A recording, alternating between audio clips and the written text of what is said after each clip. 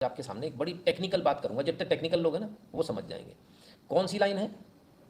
पानी की line. Hezbollah का ही कहना, हम पानी की लाइन, सॉरी हमास का ही कहना, हमने पानी की लाइन से रॉकेट बनाया। अच्छी बात है। पानी की लाइन कभी देखी है आपने? पानी की लाइन कैसी होती है? स्टील ट्यूब्स के बारे में मालूम है कैसी होती है स्टील ट्यूब्स? तरह तरह की स्टील ट्यूब्स होती हैं, है ना। एक होती है ERW और एक होती है सीमलेस। अब जिन लोगों को नहीं पता वो तो बेचारे बोलेंगे ERW क्या चीज़ है। ERW को हिंदी में समझा दें, एक होती है वेल्डेड ट्यूब, यानी लोहे का ऐसा पतरा है, उसको गोल किया और बीच में से जहाँ से वो है ना उसका जोड़, वहाँ पर उसको वेल्ड कर दिया, तो ये तो गई ERW। एक हो गई सीमलेस। सीमलेस ट्यूब का मतलब ये हो गया पूरी ढलाई करके ट्यूब निकलेगी एक तरह से, जोड़ वोड़ नहीं होता उसमें, पूरी एक साथ निकलती। अब दोनों में फ़र्क दिखा दूँ आपको गूगल के माध्यम से, पता नहीं कितना मैं दिखा पाऊँगा, कितना आप देख पाएंगे। ये देख रहे हैं ना, ये जोड़ है। ये देखिए यहाँ पर ये जोड़ है, ये देखिए यहाँ पर इसमें जोड़ दिखेगा, बहुत क्लियर दिख रहा है ना। इसको बड़ा करें अपन, हाँ अब आया।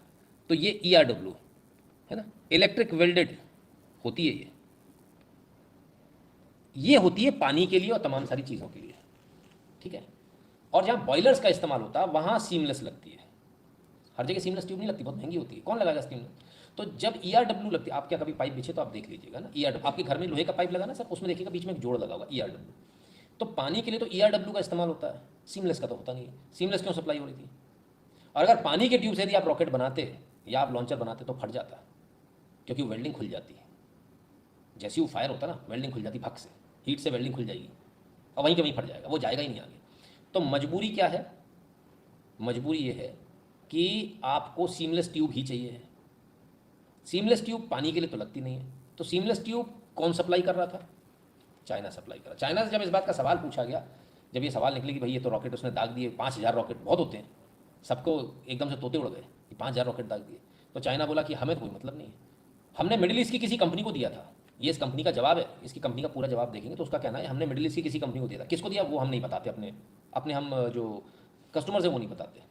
तो सवाल तो यहाँ पैदा हो गया कि चाइना ये सब कर रहा था इसराइल के खिलाफ में, और इसराइल से ही धंधा कर रहा है, इसराइल से गलबहियाँ कर रहा है, इसराइल से गले मिल रहा, तुम तो मेरे भाई हो। ऐसा चल रहा है क्या? क्योंकि इतने रॉकेट तो सर ऐसे बन नहीं जाएंगे। सीमलेस ट्यूब पानी के लिए देने की कोई आवश्यकता नहीं होती, तो सीमलेस ट्यूब दी क्यों? ठीक है ना। तो और उन्हीं सीमलेस ट्यूब का नतीजा निकल कर आ रहा है।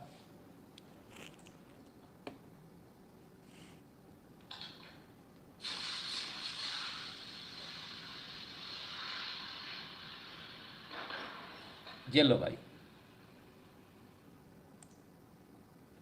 अमेरिका का टैंक था जो उड़ा दिया गया, बट ऑब्वियस अमेरिका के टैंक ही मिलेंगे। तो अब क्या? तो ये रॉकेट अभी बहुत काम आ सकते हैं, पता नहीं कितने पाइप सप्लाई किए कितने नहीं किए।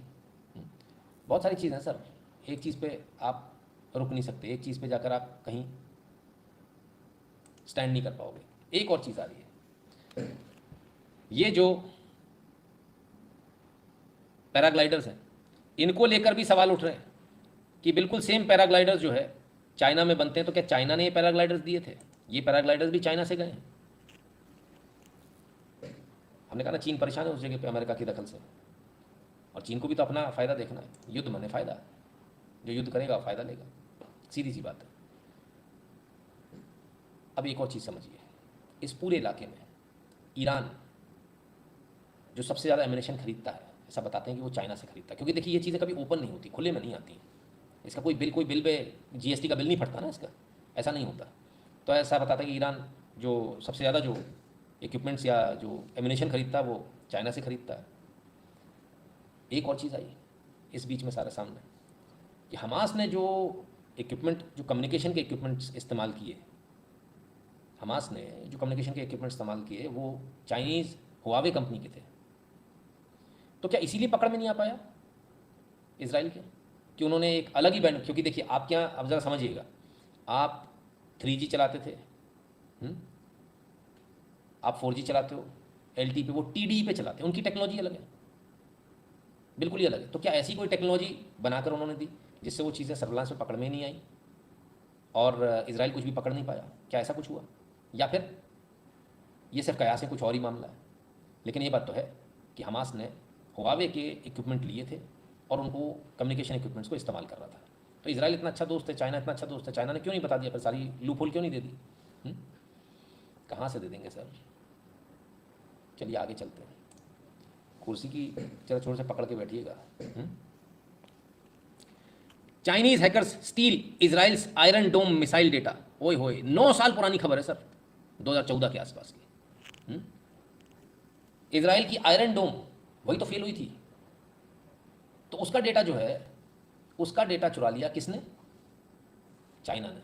अब चाइना ने कैसे चुराया भाई? आयरन डोम टेक्नोलॉजी बन रही तो ऐसा तो नहीं किसी को भी दे देगा, तो उसने अपनी ही कंपनियों को दिया इजराइल ने।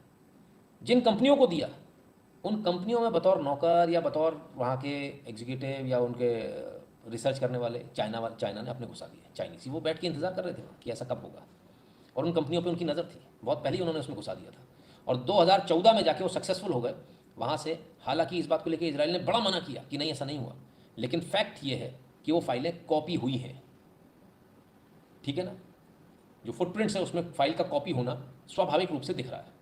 तो आयरन डोम टेक्नोलॉजी जो है उसको तो इसका मतलब कॉपी मार लिया चाइनीज़ हैकिंग ग्रुप ने। वो धीरे से हैक कर गए वहाँ उसके कम्युनिकेशन में, जहाँ से इधर से उधर पूरा कम्युनिकेशन हो रहा था उसमें हैक कर गया। इजराइल का कहना नहीं किया, तो क्या वहाँ इनके इंसाइडर थे या फिर इनके हैकर्स उस कंपनी में लगे थे? इनके हैकर्स उस कंपनी पर बहुत ज़्यादा ध्यान दिए हुए थे, और उन कंपनियों से इन्होंने डेटा चुरा लिया आयरन डोम का। आयरन डोम के फेल होने का कारण ये है क्या? सवाल। क्योंकि अभी आपको आयरन डोम का फेल होना तो समझ में आएगा, और भी बहुत कुछ आएगा। 31 July 2014, Israeli iron dome firms infiltrated by Chinese hackers. इन फर्म को इन्फिल्ट्रेट कर लिया, और क्या क्या चोरी कर लिया, क्या क्या चुरा लिया, जरा ये भी देखिए। हाँ, अब इधर आते हैं।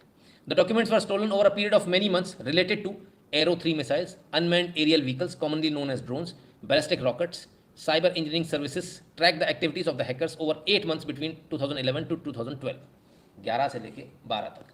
It said the data taken by hackers suggested they had been after intelligence relating to Iron Dome, complex anti missile defence system है आयरन डोम। आयरन डोम को लेकर ये तमाम सारी चीज़ें जो है चाइना लेकर उड़ लिया। ये खबर पुरानी है, 9 साल पुरानी है, लेकिन एक नई खबर भी आई थी जिस पे आप लोगों ने ध्यान नहीं दिया।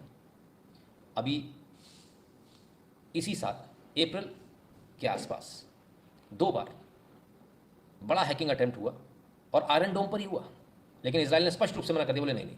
हालांकि ये खबर आप सबको याद होगी, ये खबर आई थी कि आयरन डोम को हैक कर लिया कुछ समय के लिए चाइना ने और छोड़ दिया। उस समय शुरुआती दौर में ऐसा लगा था शायद चाइना अपनी पावर दिखा रहा होगा, उसने हैक करके दिखा दिया और छोड़ दिया। चीन के अच्छे रिलेशन है, तो इजराइल की भी मट्टी कुट रही थी कि अगर हम मान लेंगे आयरन डोम हैक हो गया तो सत्यानाश हो जाएगा। तो बोला नहीं, आयरन डोम हैक नहीं हुआ। चीन कहता कि हमने हैक किया नहीं, लेकिन रियलिटी कुछ अलग है। Hacker group brings down Israeli postal banking and telecom websites, ये न्यूज़ में छपा है, लेकिन और ये 14 अप्रैल 2023 का है, ठीक है। इसके साथ साथ और भी कई इंस्टॉलेशन को इन्होंने जो है टारगेट किया था। अब ये हैकर ग्रुप कौन सा था? 14 अप्रैल वाला। 14 अप्रैल वाला हैकर ग्रुप जो था, collective calling itself anonymous Sudan but thought linked to Russia takes responsibility for assault, authorities से interruption swiftly dealt with no data breached, ठीक है। तो रशिया के हैकर्स ने भी कोशिश करी थी। अच्छा, कोशिश और भी लोगों ने करी है। हमने कहा ना iron dome. Slapdash attempt to hack rocket sirens may be cause for serious alarm about Iran. Boast by Sudanese hackers may have far-fetched, but their goal of keeping civilians from shelter shows the deadly aims of Iranian cyber warfare, possibly backed by Russian know-how। भैया Iran ने भी कोशिश कर ली, कमाल हो गया। और बाकायदा इसमें भी बताते हैं रशियंस का बैक था, तो ये भी हो गया। Hackers believed to be linked to Russia and Iran made unsuccessful attempt to sabotage Israeli rocket alert applications during a bout of violence with Gazan terrorists earlier this month, according to telegram message seen by Times of Israel। तो भाई ये तो पहले भी कर रखा था उन्होंने, और ये खबर है 14 मई 2023 की। अभी हमने अब अप्रैल की देखी थी, अब ये 23 की मई की देख रहे हैं। तो ये तो लगातार चल रहा था, और ये बात उनको पता थी कि हैक हो सकता है, ऐसा नहीं कि हैक नहीं हो सकता। खैर, Israeli cyber security website briefly taken down in cyber attack, Jerusalem post 4 अप्रैल 2023, ठीक है। तो हैक तो हो रहा था इनका, ऐसा नहीं कि हैक नहीं हो रहा था। अब कौन हैक कर रहा, कहाँ हैक कर रहा, क्या मालूम। लेकिन ये चीज़ें तो हैं, इसमें चाइना का भी नाम आ रहा है, रशिया का भी नाम आ रहा है, दोनों का नाम आ रहा है, ठीक है। टू सी पोको know so many things. Hamas attack on Israel, Xi Jinping reaction exposes China's limit as peace maker. अरे गजब, तो भाई इनका तो बड़ा लिमिटेड। हमास ने, आपका दोस्त है, आप उससे बिजनेस करते हो, हमास ने उसके ऊपर हमला किया, चीन ने हमास का नाम ही नहीं लिया, टेररिस्ट ऑर्गेनाइजेशन ही नहीं बोला, धीरे से कट के निकल गए प्यार से। शक क्यों होता है, उसका कारण है। China soft message on Hamas is a part of much bigger strategy. अरे गजब, क्या स्ट्रेटेजी है? मिडिल ईस्ट में अपने पैर जमाने। तो चाइना सबको साथ लेकर चल रहा है, हमास को भी, फिलिस्तीन को भी और इसराइल को भी। क्योंकि चाइना को एक बात मालूम है, इसराइल पे ज़्यादा हाथ रखने से कोई फायदा नहीं है, अमेरिका उसके पीछे है, उनको हमारी मानेगा ही नहीं। तो सबको साथ लेकर चल रहा है, नपातुल्ला बयान, मजाले की भर्सना कर दे। China hedges on Israel Hamas war as US urges stronger stance. चीन अपना फायदा देख रहा भाई, उसे दुनिया से कोई मतलब नहीं है। हाँ, China's response to the Israel Hamas conflict reflects its long standing support for Palestine. अरे बाप रे बाप, लिखने वाली है जिनियन ली यांग, जियान यी लैंग। तो भाई लॉन्ग स्टैंडिंग सपोर्ट है पैलेस्टाइन को, और ये अक्टूबर 11 2023 की खबर है। ज़रा समझिए, 14 2023 में फिलिस्तीन के प्रेसिडेंट मोहम्मद अब्बास अरे भाई थोड़ा सा ब्राइट हो जा, मिलने आए थे बाकायदा, दोनों ने हाथ मिलाए थे। तो ये तो दोनों तरफ से गलबैयाँ कर रहे हैं, फिलिस्तीन से भी मिल रहे हैं, इससे भी मिल रहे हैं, और बड़ा इनके बारे में कहा जाता है, बड़ा जोरदार ग्रैंड रिसेप्शन दिया गया था भाई इनके आने पर। फिलिस्तीन के प्रेसिडेंट जब आए थे, बड़ा जोरदार इन्होंने वो दिया इनको रिसेप्शन। तो चाइना तो अलग ही गेम खेल रहा है, अभी तो चीन है, और आपको मेन मतलब चीन से होना चाहिए, अमेरिका से नहीं होना चाहिए, क्योंकि आपका कंटेंडर कौन है? चीन। China wants to be a peace maker, peace broker in the Middle East, how it has responded to the Israel Gaza war. हाँ, क्या बात है, पीस मेकर बनेंगे साहब, बनना भी चाहिए, क्यों ना बने।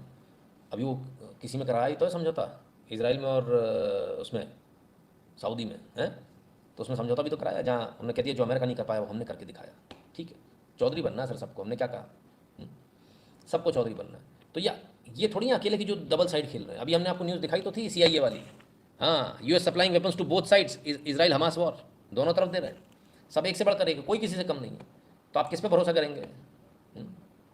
अब आगे समझिए, mortar shells launched at Israel from Syria, Israel defence forces, ये हमने आपको दिखाया था, दोबारा इसको लेना पड़ेगा। तो सीरिया से डिफेंस मोर्टार दागे गए, नतीजा क्या हुआ? इसराइल ने फायर बैक कर दिया सीरिया पर। यहाँ तक तो सब ठीक था भाई, सीरिया देख लो पहले किधर है, ये रहा इसराइल, आजा भाई, और ये रहा सीरिया। सीरिया ने, इसका दिमाग सड़ गया भाई, अगला आदमी यहाँ से लेके इसराइल पर इतनी दूर मोर्टार दाग रहा है, इसकी वो लगती नहीं, सीमा नहीं लगती भाई, है ना, जरा समझिए, इसराइल से इसकी सीमा नहीं लगती, ये इसकी बाउंड्री यहाँ खत्म हो गई, ठीक है ना। कमाल है, हैरान हूँ मैं देखकर कि इनको क्या शौक चल रहा है इसराइल से लड़ने का, पर इनको भी लड़ना है। अब सीरिया ने जब इनके ऊपर रॉकेट दागे, इन्होंने रॉकेट पलट के दाग दिए। वहाँ तक तो ठीक था, किसके कहने पे दागे? किसी के कहने पे दागे होंगे।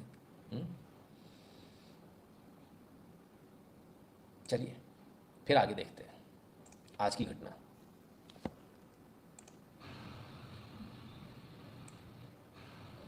आप सोच रहे होंगे हम क्या दिखा रहे हैं, अरे फिर से मैप पे जाना पड़ेगा अभी दिखाने के लिए, पर पहले बता दें, दमास्कस का एयरपोर्ट है एलिपो एयरपोर्ट। इस एलिपो एयरपोर्ट पर, वेस्टर्न सीरिया में आता है, मैप खोलो रे बाबा, ये इजराइल दमास्कस का एयरपोर्ट उड़ा दिया। किसने? इजराइल ने ठोक के उड़ाया जी, उसने रॉकेट दागे थे तो इन्होंने भी दाग दिए। अब आप सोच रहे होंगे इससे क्या फ़र्क पड़ने वाला है ना। हमने क्या कहा, ये इनके इन प्रकार है, कैसे भी करके ईरान को इसमें लाना है। बाल बच गया बाबू, आज फ्लाइट जा रही थी भाई साहब, ऑन द मूव वापस लौटी है।